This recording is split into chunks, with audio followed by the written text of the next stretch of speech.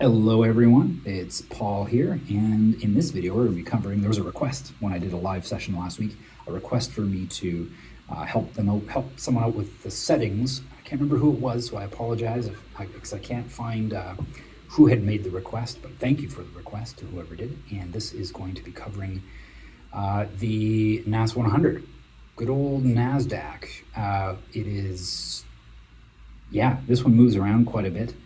I don't particularly trade it too much, just because it can whipsaw a lot.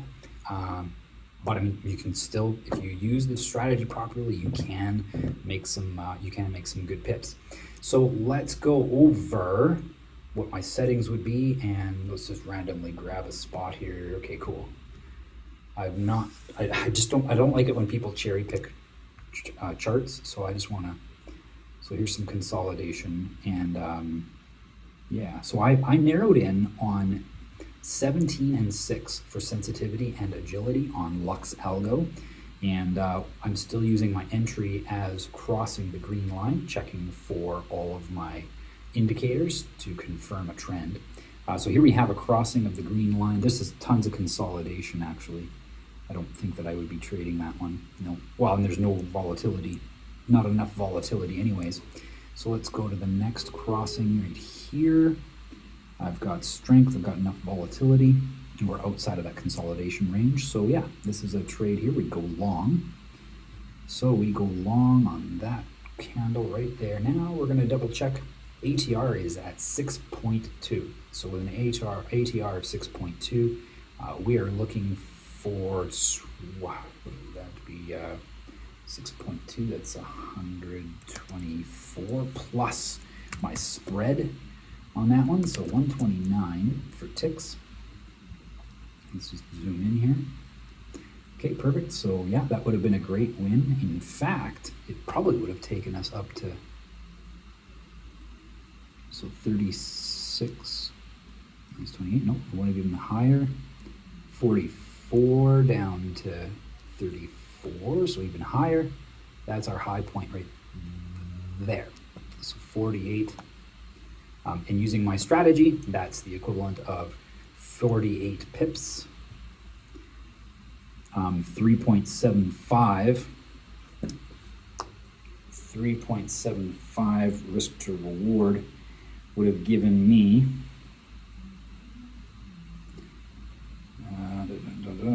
I would use my calculator, but yeah, you guys are on my phone right now. This is just faster.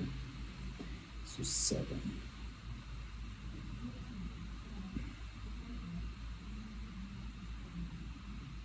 Oh, I can do it on my calculator.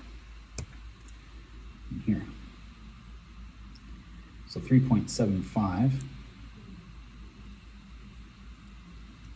3.75 times my 1.5 per trade, and that's a 5.6% trade right off the bat there.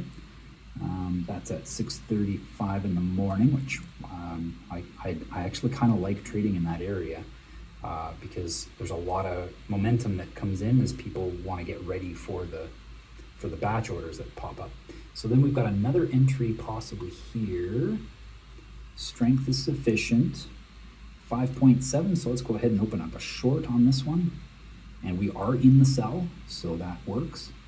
ATR is 5.7, so we just got to go and set it up. So 5.7, that'd be 5.7 on 104 plus my spread, and it doesn't look like, you know, that would have been just barely grabbing. You might have, yeah, it depends on your spread. That one might have taken profit. I'm going to count it as a loss. So that's a 3% loss right there. Let's just add them up while we're doing this. What did I say that was? Where's my calculator here? 5.6. 5.6% win right there. And then we've got a 3% loss here.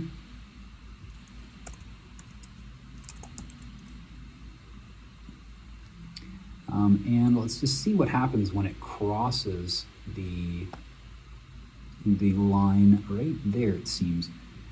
11,248.8. No, it's the next one. Yep, right there. So let's just see if we have the volatility and strength. Yep, so then that could have been a reversal trade. In which case we'd be entering the market right as we close, right as that trade got closed. And then we just check out our ATR 5.3. So then that's 106 plus my spread. And there we have it. And we bring that up to the top. It looks like, oh no, probably here, because that's when 7:30 would have arrived. I would have actually probably closed this trade out right about that time. But you know what? So we'll call it that. We'll call it a 2. So that's 6% win. Is that right? No, because that's 2 in total. So that's a 3% win. Because I'm taking 2 trades at 1.5. So that's a 3% win. And then moving on, this is after a few minutes. Yeah, so this is after a few minutes here. We got a strong signal crossing below. We've got the strength and the volatility to support a trade. So we go ahead and do a short on that one. I could have done a replay on this, guys, but you know, if you have seen my strategy work before, you know that I'm not cherry picking here. I'm not doing anything fancy. I'm just following the rules. And if you want to see my rules, just go ahead, go back to the gold video that I did where I go through a little bit more detail on how I set my trades up. This is a 14 ATR, so that means that it would be a 280. Is that right? Yeah, 280 plus my spread, which is great.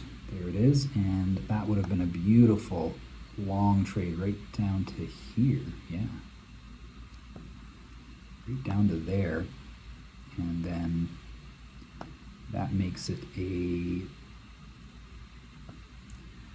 3.3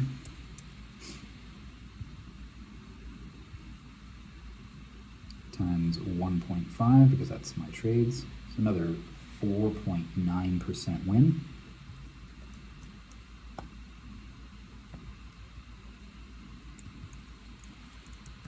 So that gives you an idea of how those settings would work. That strong signal happened to just, I just love Lux for this. Their signals are lining up closer to where I would enter my trade anyways. Like even this one here is really close to my entry, what I would call this a continuation. Is this one here, this one a continuation? Yeah, I probably would have. Let's just see whether or not it would have survived that. Nope, so I would have stopped out there, but then I would have taken the continuation here. So I would have lost 3% on that one, I think. Let's just see. Oh, maybe not. Right here, possibly? No. It would have been on the strong signal. I actually wouldn't have entered the market because it was after I crossed the smooth moving average. My smooth moving average is my continuation line, and I don't think I closed below it. 179. I did. So this would have been my entry here. No, it wouldn't have, because I didn't have strength in the bears. So no strength in the bears, I would not have taken that trade. And I don't do FOMO, so that strong signal I would have ignored. We go back up and then we cross below here. Strength for a continuation trade. Let's go get it. Strength is present for a continuation trade. Right there, and my ATR is 18, so that would be a 365. Yep, a little bit higher ATR. So now there would have been that one loss that I was talking about, but in the end, we probably would have got out to this far on this trade, if I'm not mistaken. 85. Versus 110. Yeah, so basically right there. So that's another 3.5% win. So that would have, the loss that I would have had in here, is that right? Where would that loss been? If I would have taken the strong, that might have been a loss. It's negligible. But I didn't have the strength, and I don't like doing it after that first point. So yeah, that would have probably, let's say I did take that loss, I would have made it back and then some with this one. Yeah, I would have made it back and then some on that one. So there we have it. That's how I would use those settings to help me trade the NAS100. If you have any questions about this, let me know. In the link in the description, I've got a button there. You can book some time with me. We'll go over your charts over 20 minutes or so, just to make sure that you're good and set up for this type of trading style. And if you have any questions, leave a comment below. I answer all the comments. I make sure that I get people's questions answered. So if you haven't touched me on LuxAlgo, go join that. There's a link in the description for that as well. Go join LuxAlgo, even the free side, and hit me a message, and just let's connect. It's one of the things about trading is it sometimes gets easy to be isolated. So you want to make sure that you join a community and trade with other people, because that's how you gain the experience and you grow a lot faster as a trader. So thanks so much for watching. I'll see you guys on the other side.